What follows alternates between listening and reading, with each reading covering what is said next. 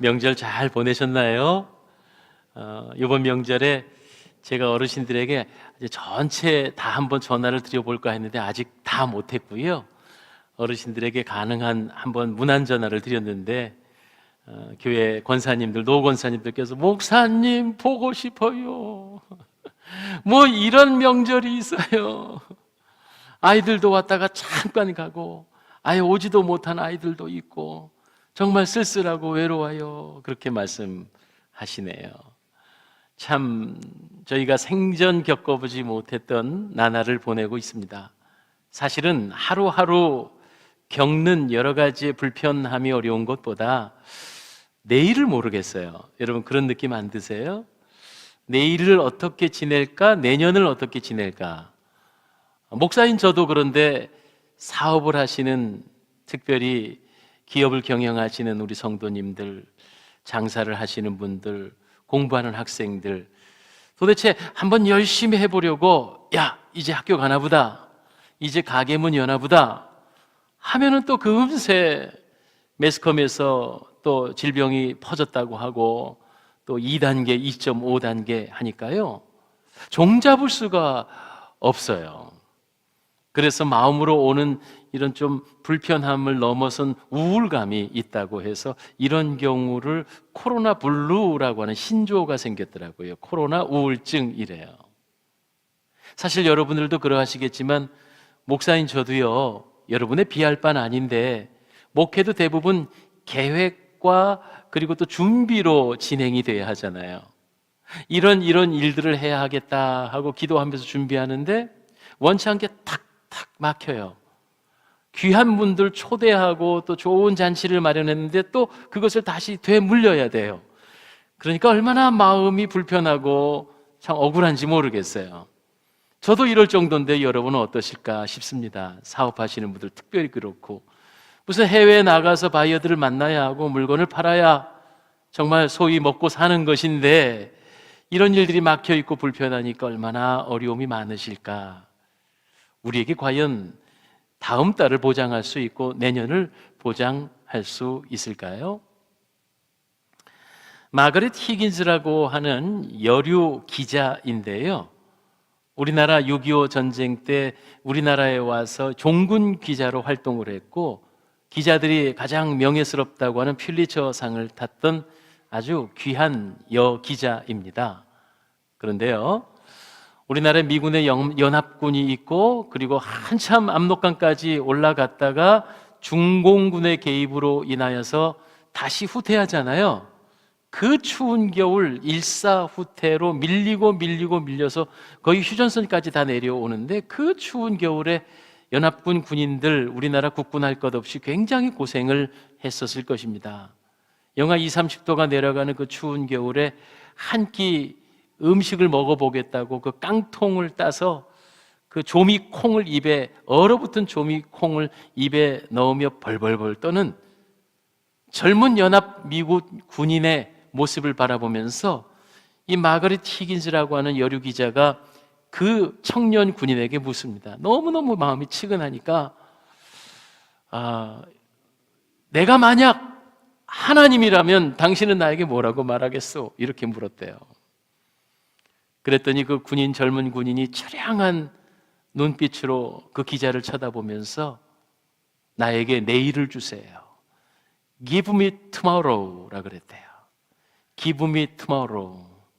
이것을 기사로 썼는데 아주 크게 그 2차 세계대전과 또 6.25의 참상을 알리는 그런 기사가 되어서 많은 사람들에게 각인됐던 나에게 내일을 주세요. Give me tomorrow.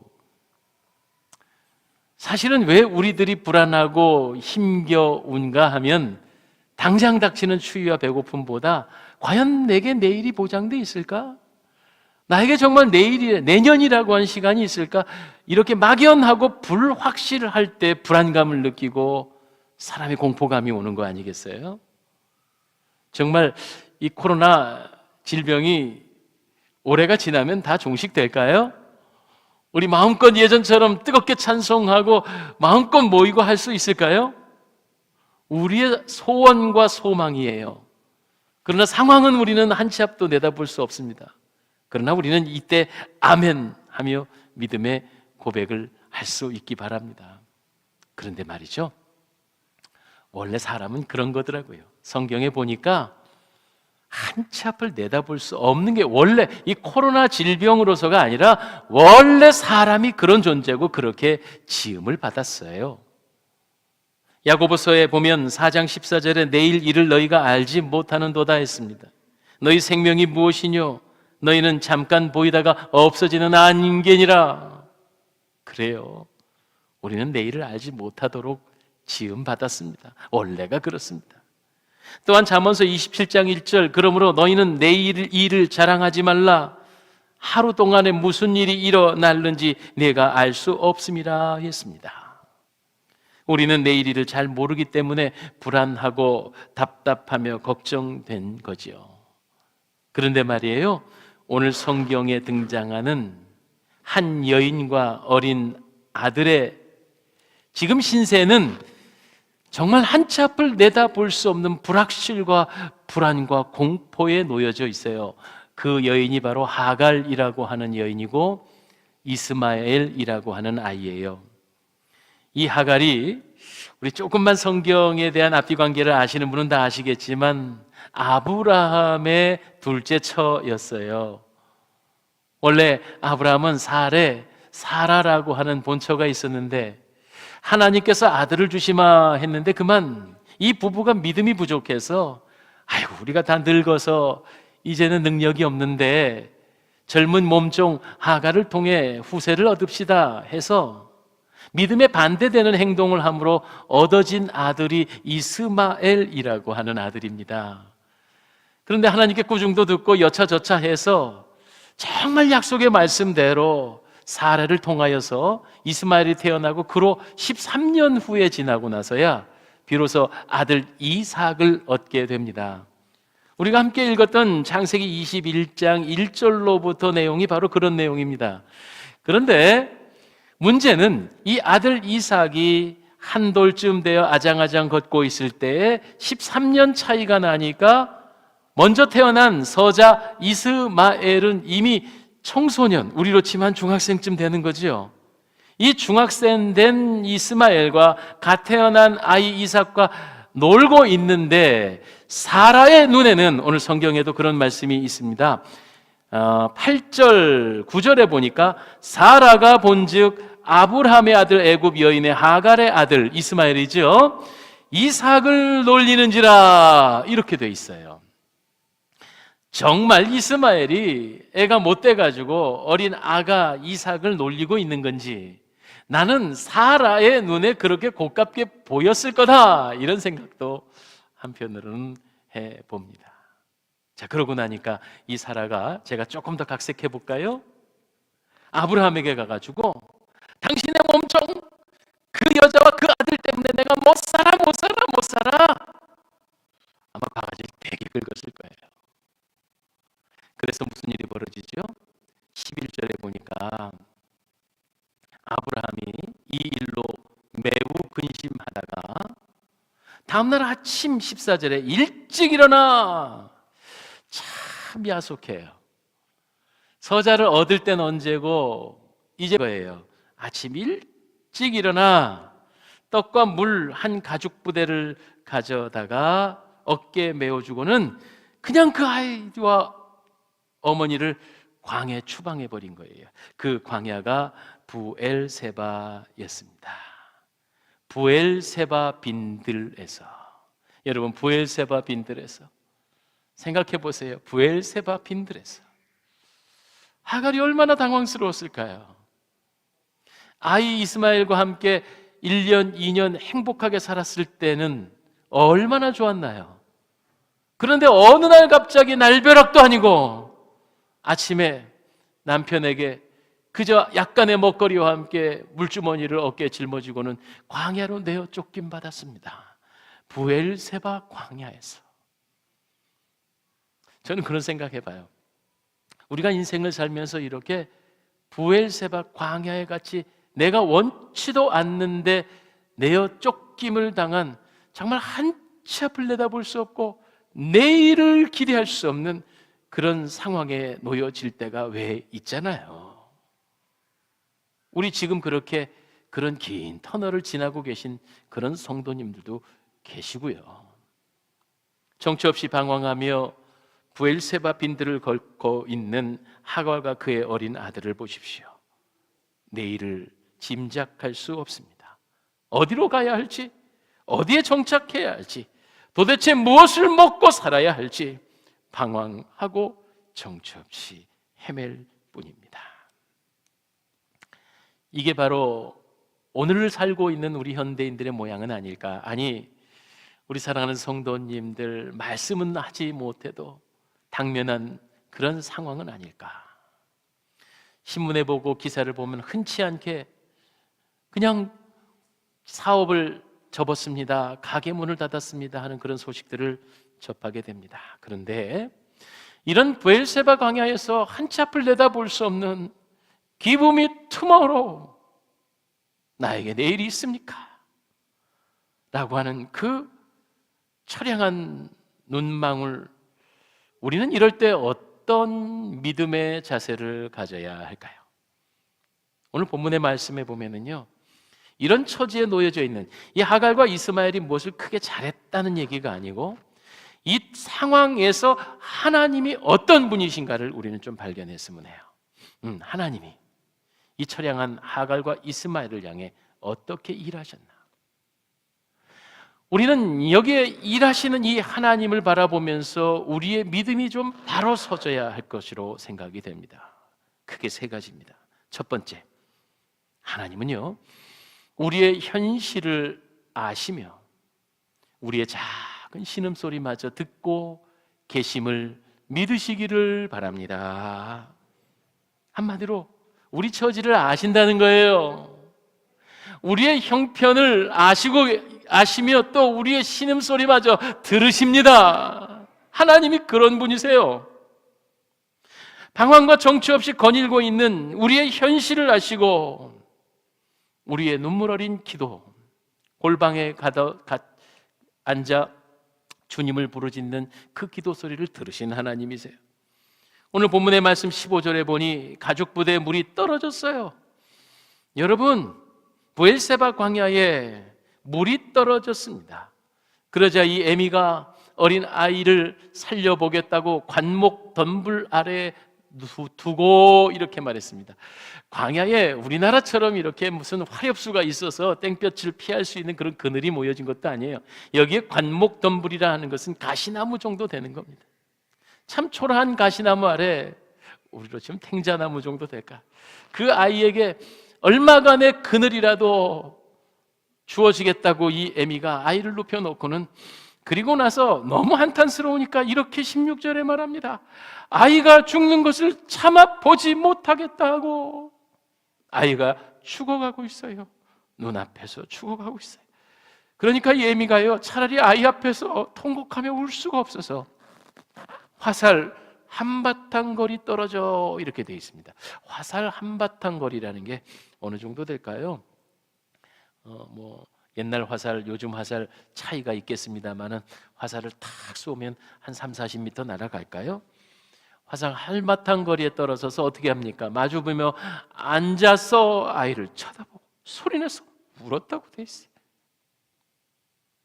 얼마나 처량하고 절망적일까 하는 생각이 가슴에 와닿아요.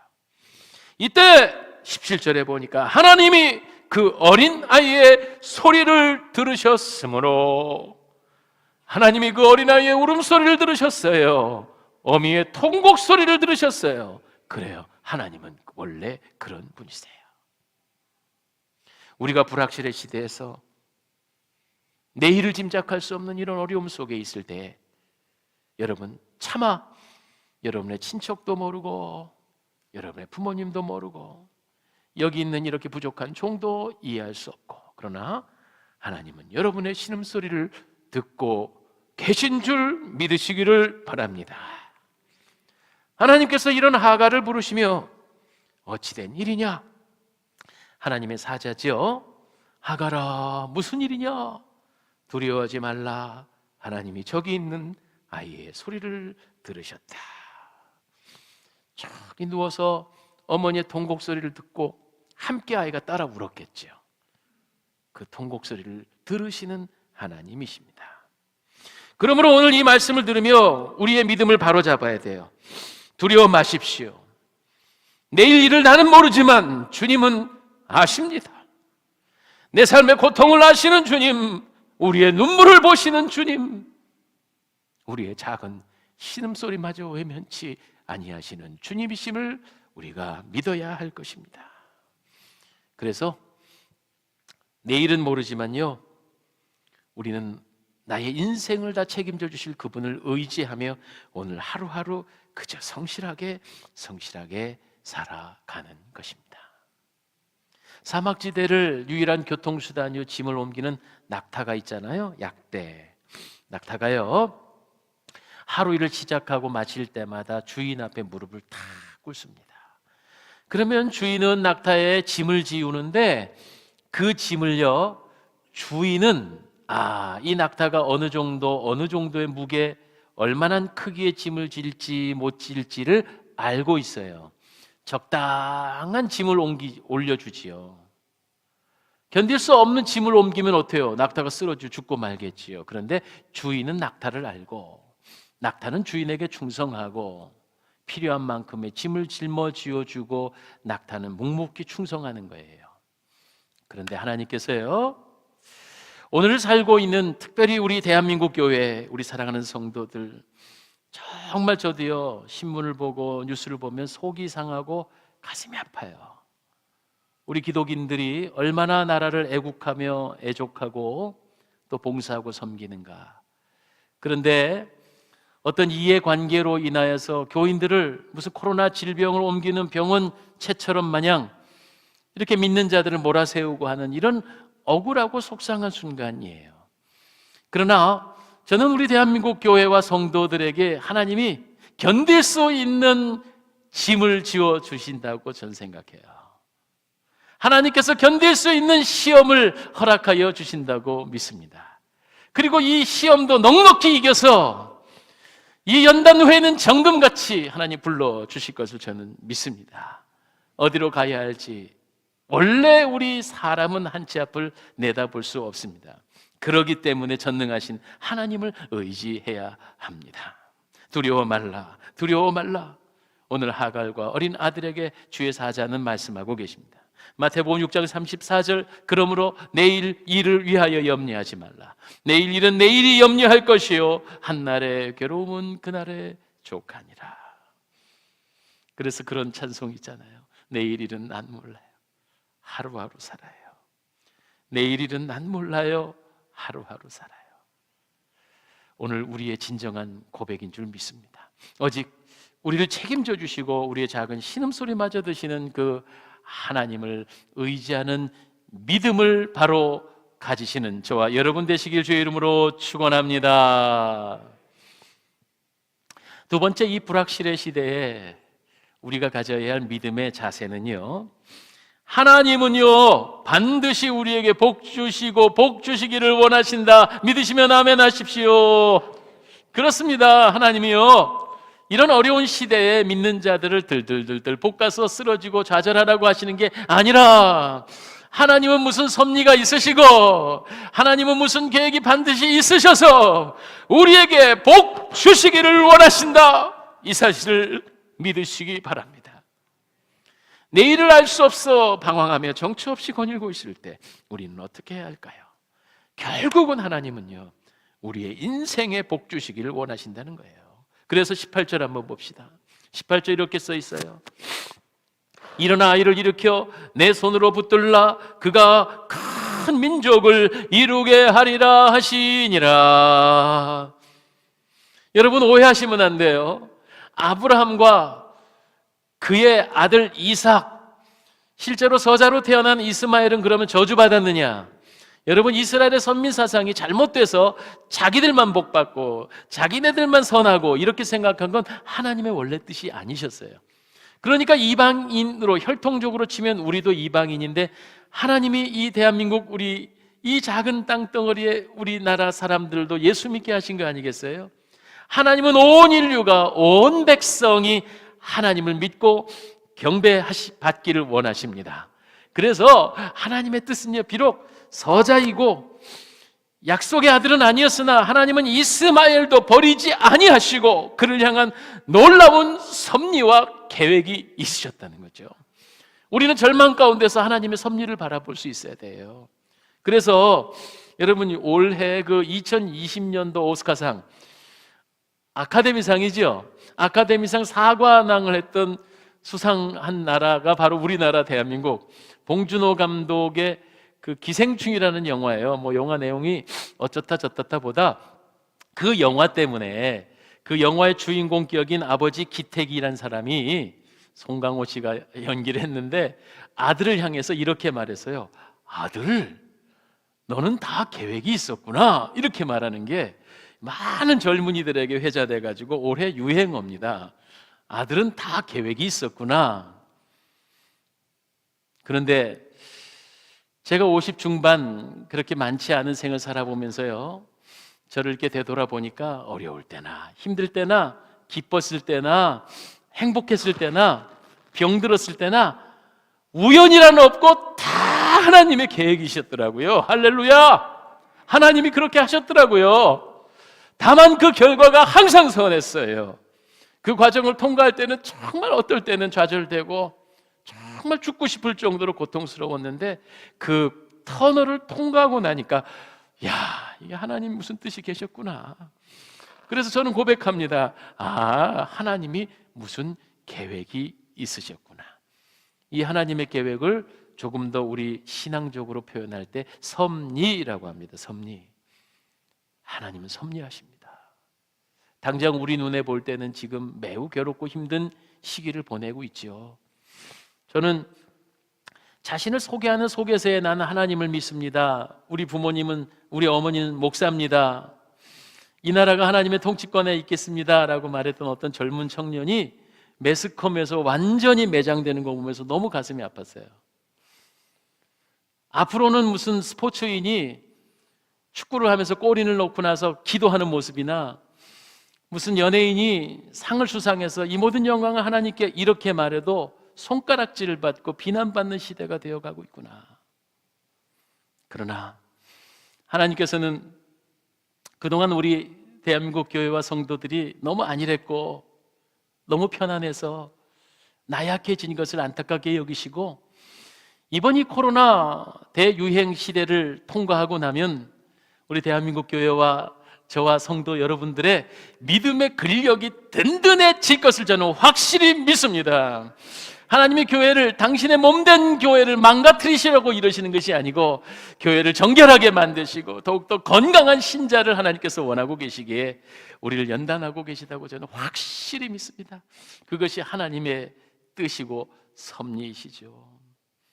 이런 19절이 생각이 나더군요. 어떤 글이었는데요, 하나님은 벼랑 끝에 간신히 서 있는 나를 아래로 떠 미셨다.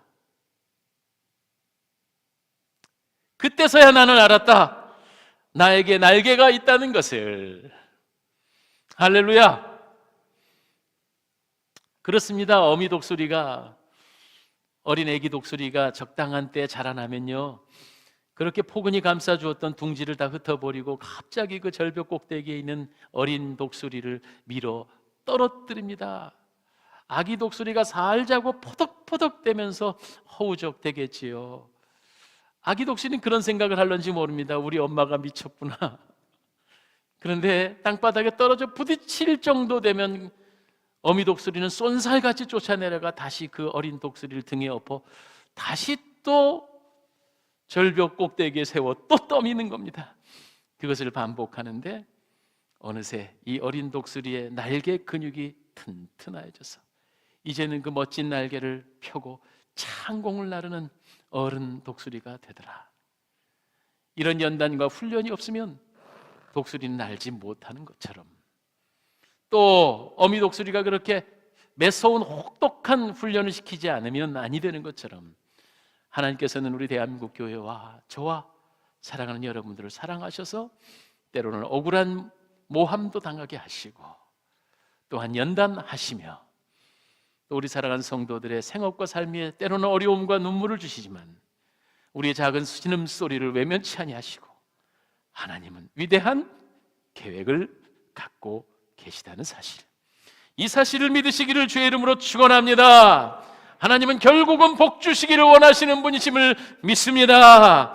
이 믿음으로 어려움을 넉넉히 견디어 이기고 인내해서 주님이 원하시는 때에 반드시 창공을 멋지게 나르는 독수리가 되어 주십시오. 할렐루야. 끝으로 세 번째입니다. 19절 말씀에 보면 이런 말씀이 있어요. 하나님이 하갈의 눈을 밝히셨으므로 샘물을 보고 가서, 하나님이 하갈의 눈을 밝혀 주심으로 샘물을 보고 가서, 말씀의 전후를 잘 살펴봐야만 합니다.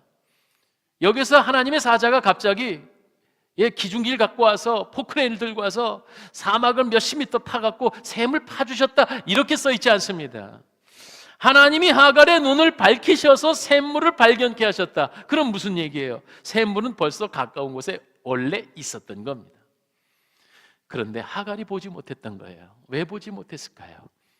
여러분, 너무나 당황스러워서, 너무나 황당해서 졸지에 광야에 내쫓김을 받은 이 하갈과 이스마엘, 상황이 너무너무 고통스러우니까 여러분, 사람이 당황하면요 보이던 것도 안 보여요. 평소에 잘하던 것도 못해요. 하갈이 그런 상황이었던 것으로 보여져요. 그러나 하나님은 그 하갈의 눈을 열어주셨습니다. 샘물을 보게 하셨습니다. 이 물로 죽어가는 아이를 먹여 살리고 새로운 힘을 얻었습니다. 성경에도 이런 모습이 있지요. 열왕기상 6장에 보면은 엘리사와 그의 종이 숨어 있는 도단성에 아람나의 군대들이 둘러 진쳐서 이 엘리사를 잡으러 가는 거예요. 아침에 일어나서 이 사환이 성 밖을 바라보는데 턱이 빠졌습니다. 적군들이 개미떼같이 성을 둘러싸여 있으니까 이젠 죽었다. 그때 엘리사가 이 젊은 청년을 향해 안수하여 기도하면서 여호와 하나님이시여 청년의 눈을 열어주세요. 그러자 영안이 열려 적군을 둘러 에워 진치고 적군보다 더 많은 하늘의 천군 천사가 적군들을 둘러싸고 있는 사실을 영적인 눈으로 바라보게 됩니다. 사랑하는 여러분, 이 어려운 때에 저는 여러분의 영안이 열리기를 주의 이름으로 축원합니다. 지금 당장 어려운 거, 당장 힘든 것으로 인하여 죽지 않습니다. 하나님은 우리를 향한 놀라운 섭리와 계획을 갖고 계십니다.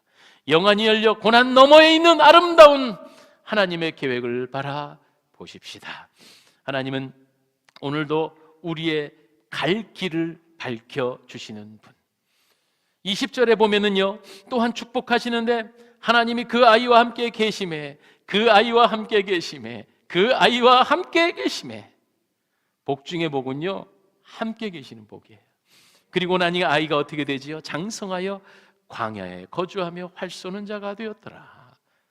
하나님께서는요 비록 서자였지만 이스마엘과 하갈에게도 놀라운 계획과 섭리가 있고 복 주시기를 즐겨하시는 분이었고, 그렇기 때문에 우리의 밝은 빛이 되시고 길이 되어주시는 우리 주님을 바라봐야 합니다. 고기잡이 배가 고기를 잡아보겠다고 깊은 바다로 나갔는데 그만 풍랑을 만납니다. 이내 해가 지어 지륵 같은 어둠이 되어 이제는 사방 분간을 할 수 없는 폭풍우 속에, 어둠 속에 조각배가 되어버리고 말았습니다.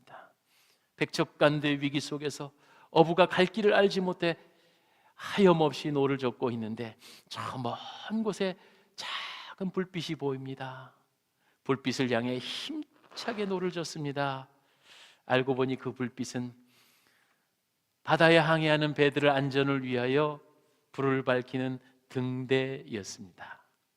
등대는 항해를 하는 뱃사람들의 길잡이가 되어주죠. 한치 앞을 내다볼 수 없는, 미래를 알아볼 수 없는, 원래 그렇게 우리가 창조된 그런 유한한 우리를 향하여서 인생의 항해길에 밝은 길이 되어주시고 빛이 되어주시고 등대가 되어주시는 예수 그리스도를 바라보십시다. 그 주님을 바라볼 때 무사히 하나님의 안식처, 주님의 축복의 자리로 돌아올 수 있는 줄 믿습니다. 우리의 눈이 열려 하갈이 샘터를 발견한 것처럼 우리의 눈이 열려 지금 보이는 절망과 육신의 눈으로 바라보는 어려움들만을 바라보고 주저앉아 계시지 말고 믿음의 눈을 열어 하나님의 놀라운 섭리를 바라봐. 알고 보면 생각보다 샘물은 아주 가까운 데 있을 수 있습니다. 아멘입니까? 알고 보면 그 샘물은 내가 생각한 것보다 훨씬 가까이에 있습니다. 여러분, 이 사실을 믿으시기 바랍니다. 이거 한번 따라서 해주시죠. 그 샘물 아주 나에게 가까이 있다. 당황하지 마시고 불평하지 마시고 원망과 낙심하지 마시고 이제 주님이 우리의 눈을 열어주시기만을 믿고 구하는 것입니다. 이 은혜가 오늘 저와 여러분 안에 있어서 이 어려움의 터널을 잘 이겨나가고 결국에는 승리의 길 걸어가시는 귀한 저와 여러분 되길 바라면서 우리 그 노래 불렀으면 좋겠어요. 내일 일은 난 몰라요. 하루하루 살아요. 이 노래 가사가 난 모르겠어요. 아무렇게나 살래요 하는 염세주의의 고백이 아닙니다. 우리는 어차피 내일을 알지 못하니 전능하신 하나님, 우리에게 좋은 계획을 갖고 계신 그 하나님만 바라보겠습니다. 이런 고백의 찬송입니다. 그런 의미로 우리 신앙 고백적으로 이 찬송합니다. 내일 일은 난 몰라요. 하루하루 살아요. 내일일은 난 몰라요. 하루하루 살아요. 불행이나 요행함도 내 뜻대로 못해요.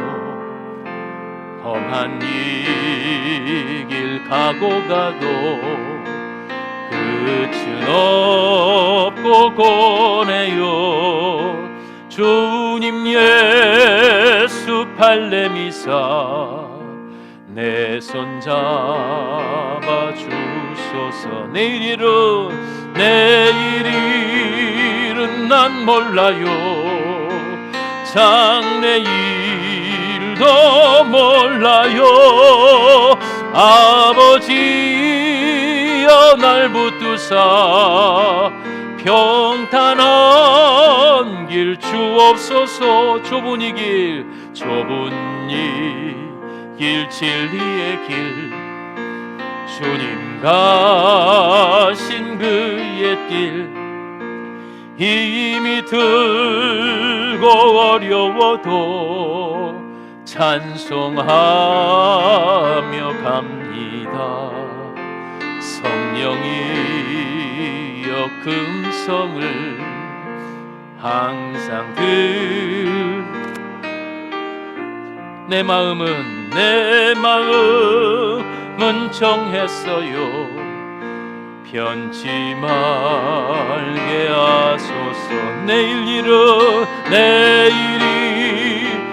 난 몰라요. 장래일도 몰라요.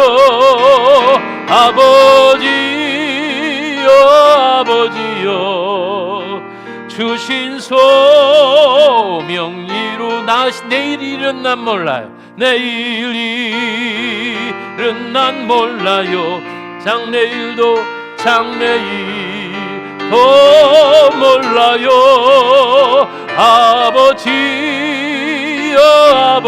아버지여 주신 소명 이루소서. 이 시간에 다 함께 기도합니다.